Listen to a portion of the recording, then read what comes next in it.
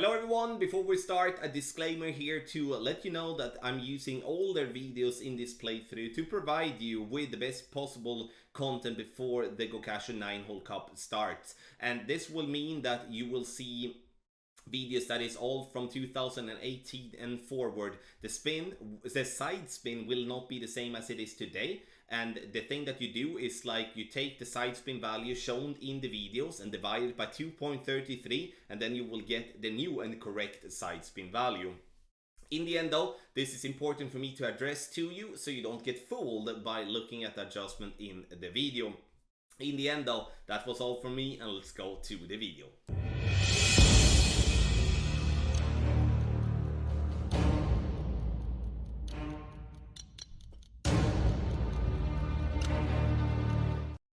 Hello everybody and welcome to this playthrough for Rookie Division for the Gokasho 9-hole cup here in Golf Clash the game. Video sponsored by Golf Clash and Playdemic, and as also mentioned in the disclaimer, I'm using older videos and this only to provide you with a playthrough with good quality before the tournament start. Have in mind though that the Gokasho Bay is not possible to be played from front tee on any of the tour in the whole game. Follow the info box on the right hand side to get the elevation adjustment, club distance adjustment, and also what ball and club type I suggest you to play with. Don't forget to subscribe to the channel. You can also go to golfclashhome.com to get more Golf Clash related content totally for free, and also ultimate tournament guides or the website access pass on patreon.com/golfclashtommy. Check out our package. We do have a package in all sizes. In the end though, follow the info box as said. If you do have any questions, let me know in the comment section below or support at golfclashtommy.com. Thank you so much, and let's go to hole number 1.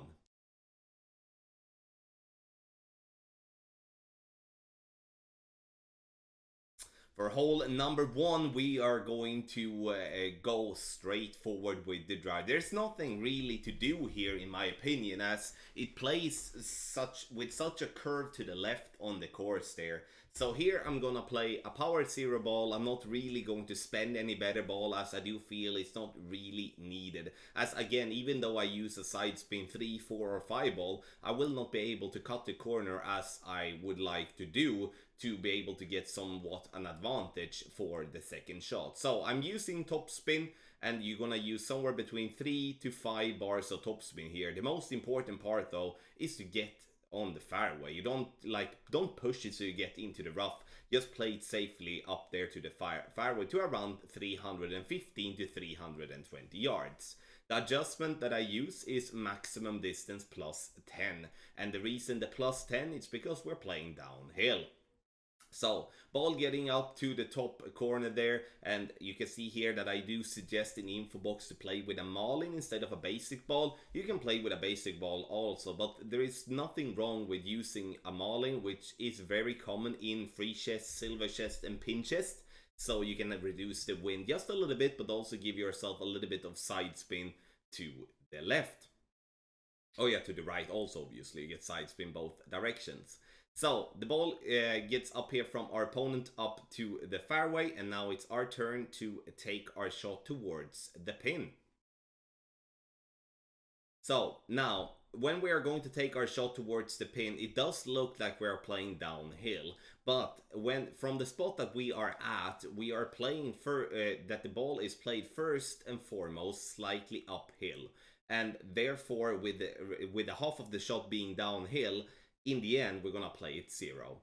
And now you can see I'm having the Guardian to see if we do have some sort of a benefit from having more power. Sure, now I could have a ball that has power 2, power 3 and go for the fairway above the rough, but I do feel that the sniper from before the rough is going to be the way to play. Why the sniper instead of the Guardian then? It's because you do have a better ball guideline playing with the sniper, and that will help you tremendously when it comes to aiming for the pin, because now I don't really know. I don't really know if I'm gonna come in hot. I don't really know if I'm gonna come in short. I'm guessing, and that is never something that we do want to do, because guessing means inconsistency. There's no one in this game that can guess and be correct all the time. Then you're gonna miss more times than not. Now we come in with a good speed though, but way over adjusted to the left. Maximum distance, no elevation is what I normally play here, but it all depends on the drive. If you are not in maximum distance with your club, obviously you can't play maximum distance. Then you need to play somewhat medium distance or minimum distance, depending on, once again, where you're at. There is a rough bump here. Have in mind though that the rough bump is fairly glitchy, and that is something that you do just need to have in mind. This is a fairly easy par 4, and I do believe we have an opportunity, but in the end we are gonna see way more birdies than we're gonna see eagle here on hole number 1.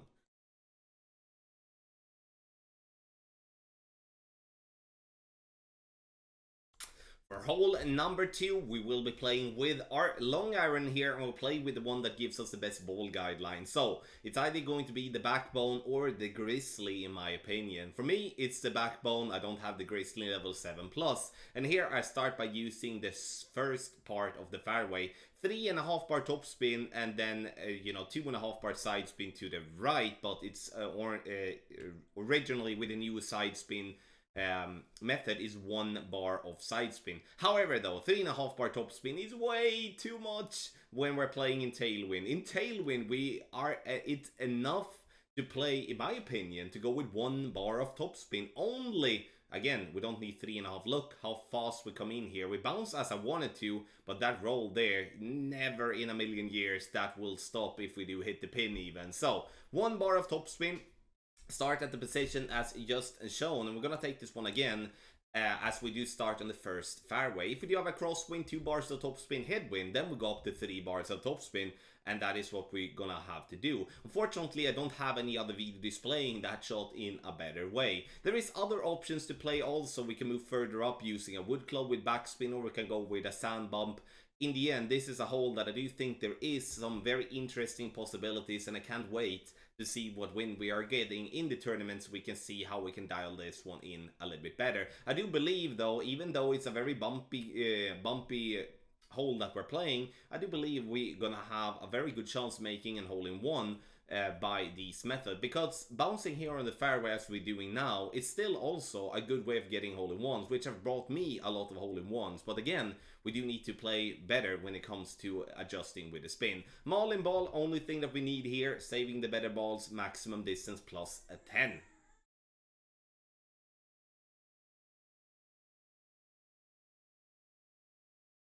For hole number 3, we're gonna play one old classic also, and here we'll start by using 4.5 bar top spin and then 2 bars of side spin to the left, and this is obviously with the new side spin value, so it shows 4.5 bar, but it's 2 bars instead.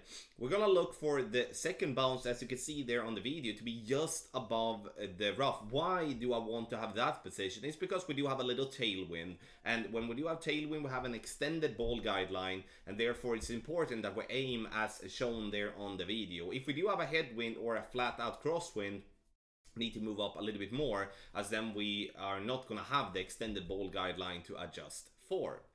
Bounces over nicely, and then it sits very nicely here on the fairway. We are looking to get a bit further up to around 340 to 350 yards. Adjustment for the drive is maximum distance plus 10.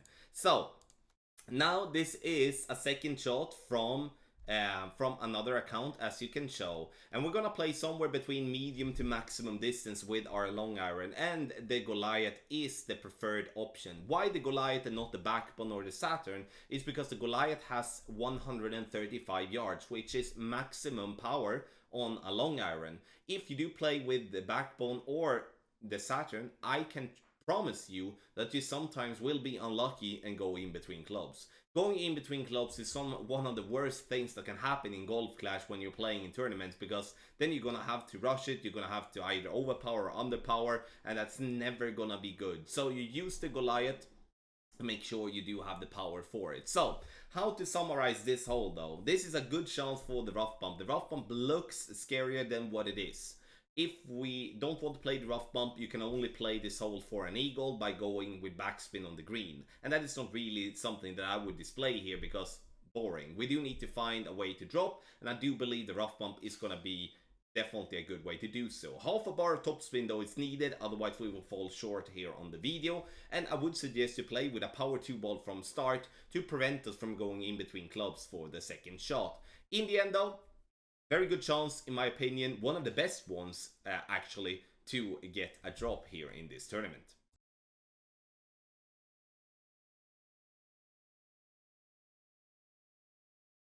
For hole number 4, we're gonna play an old classic. This is a hole that we have been playing in the golden shot a lot of times. So, which means that we're gonna be fairly dialed in on this one come tournament, just what I think at least. The thing though that is difficult with this one is that we're playing this one downhill a lot. That means that the ball will be affected a lot by the wind, not just for the first bounce, but also to the second bounce and to the third bounce. So all of that stuff needs to be included in terms of how you're looking at this type of shot. We do want to aim a little bit to the left of the pin as an initial start, and the reason for that is that the green slightly slopes left to right. Okay, so that is something that we do need to do. If we do have any type of wind here, like crosswind, headwind, tailwind, we're gonna play with a long iron, and then we do need backspin. It's either going to be a Goliath that does have at least 4 bars of backspin, or it's going to have to be a Saturn that has at least 4 bars of backspin. You can see here that I'm using the Saturn, as I do believe the Saturn definitely gives me some room mixing around with backspin. The thing that we do need to have in mind as well though is, like, you look here that we're playing in headwind. Okay, Saturn, even in level 8, doesn't really have that much power. So in that case, it would be better to play with a power 1 ball or even a power 2 ball, depending on the wind strength here. Now we can manage because the wind is only 1.7 miles per hour, but we can never expect that to be only 1.7 miles per hour.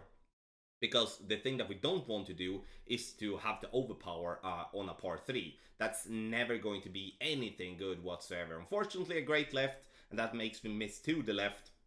But once again, if we would be looking at this one in a much better way in terms of using, maybe in this case, a better ball, and instead of, you know, using the Saturn is good in terms of the backspin, and again, using a better ball would definitely help there immensely. In the end,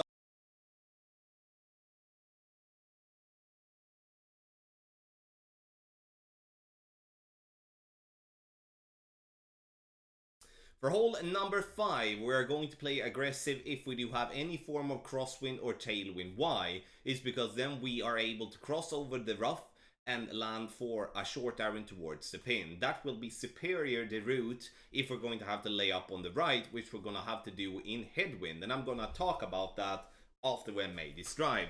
Max topspin and just a click side spin. Now it shows 1 bar of side spin, but with the new side spin value, it's more or less 0.3-ish, something like that.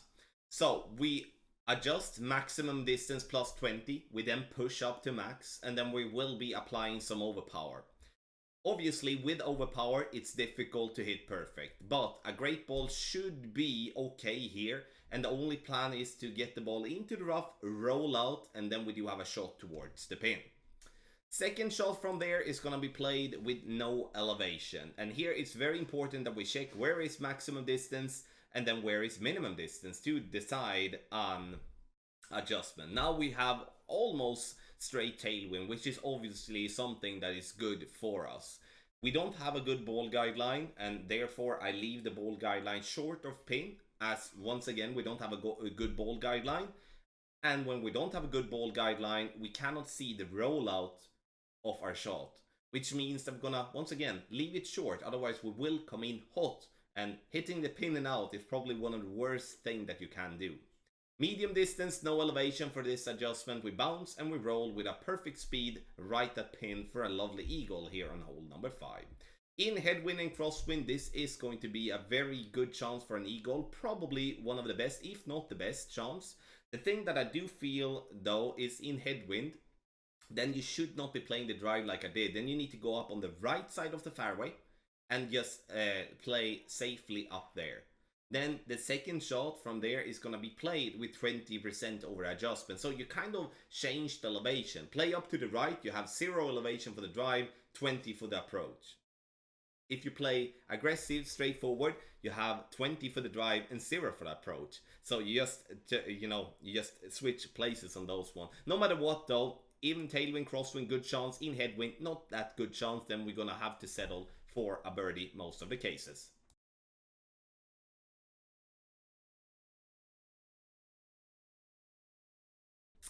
For hole number 6, we are going to play a tough par 5. And the reason this is a tough par 5, it's because it's a very bumpy one. Sure, now we are playing from the front tee, which means that we're going to tee off more to the right, and it's going to make it way more easier. If you do have a tailwind here, I would somewhat recommend you to play with a power 3 ball, or even going up to a power 4 or power 5 ball to just go full freaking blast. Try to reach as far down as possible. If you don't have those type of balls, then you can play with a power 0, power 1 ball, you know, a free to play ball, which there is obviously power 3 balls and power 5 balls also, but meaning that we play with a ball that doesn't really need any investment, so to speak, as they are very common in free chest and pin chest, and also silver chest and gold chest and stuff like that. We're gonna try to gain as much distance possible here on the fairway. And the reason we're going to do that is because it's going to be an easier second shot for us. The further down we reach, the better it's going to be, because we're going to be closer and we're going to have to be playing with, you know, a long iron or a short iron instead. And please be aware of the rough on the right. It does slope slightly to the right from the from the fairway, and that is not going to be fun. Now, again, I do have the Guardian. Play with the sniper if you do have the possibility, as the sniper does have a very good ball guideline, and that's going to help you tremendously to going towards the pin. And you can see how bumpy it is. You can even see that on the green, all the kind of the dark spots are kind of like bumps on the green, and that's going to make it very, very difficult to get anything to drop here. So I do believe if we're going to see this one dropping for an albatross, however, we do need to have a tailwind for the drive, and then we need to push the drive hard using power 3 or up to a power 5 ball, as already explained, and then we're gonna have a decent chance. Now the ball comes in here again, look, see how it rolls, and it comes in with a nice speed. But however though, we do have the Guardian, use the sniper once again to have a much better chance. Drive is maximum distance plus 10. The second shot is also maximum distance plus 10. Or sorry, it doesn't have to be maximum distance, because if you have a longer drive, you might be medium distance or you might be minimum distance. But generally, playing with a power 0 ball, we are going to play maximum distance plus 10. That is the plan, at least. So, in the end, hole number 6, difficult but makeable.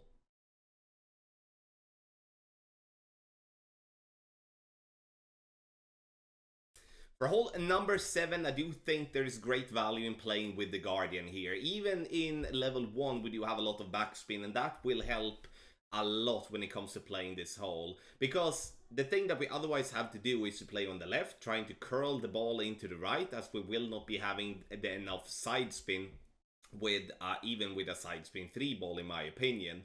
Or we play before the bunker and bounce over, which is gonna put the bunker in massive risk. So, max backspin is what I'm using. I am just by the fringe line, and that is what we're looking for. Adjustment here, minimum distance plus 10, and then we're going to take our shot. You see here, we bounce nicely on the fairway, and we are a little bit short, needed a little bit more in terms of adjustment to get the first bounce on the fringe instead, and bounce up there towards the pin. I do not expect a bunch of hole-in-ones on this one, but I do expect myself to be close, and if it drops, I'm gonna be super duper pleased. Minimum distance plus 10, power 0 balls, we don't go in between clubs. If we do have a crosswind or a headwind, we can use a better ball if you want to, but if we do have a tailwind, we do need to play with a power 0 ball, otherwise we will 100% go in between clubs. A decent chance here for hole number 7.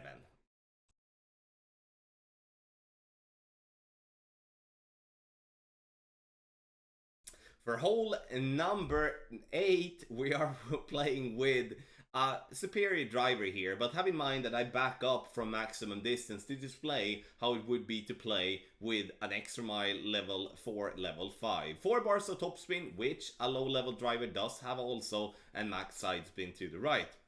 Maximum distance plus 10, and then we will apply no curl whatsoever, just a normal shot here and try to hit. Perfect. You can use curl to push the ball a little bit more to the right, but I don't really feel that is necessary. We will still come up in a nice situation. The more topspin you can use, the better it's going to be. And the reason I do only go with 4 bars of topspin is once again to display that it is possible to play this way with lower level type of clubs. So we're not just focused on the extra mile level 8 that I did have there as a drive. But if you do have an extra mile level 8, or you do have even other clubs with more amount of topspin, use it, because the closer the pin you get, the easier the second shot is going to get also. Now second shot is going to be played with no elevation here. You can see that we are somewhere around 60 to 70% of our club. That is why it's very important to go to max and then go to minimum to make sure that you do have the correct judgment on your position. I'm playing with a thorn, as it could be cases where we do need a lot of backspin, and therefore the thorn will be superior to hornet or any other short iron for that matter. It looks like we're playing uphill, and that may be the true elevation to play somewhat uphill adjustment, but I always play this 1-0. And that is what I will continue to do, as it works, and that is what matters. So 10% for the drive, nothing for the second shot. This is also a very good chance for a drop, in my opinion.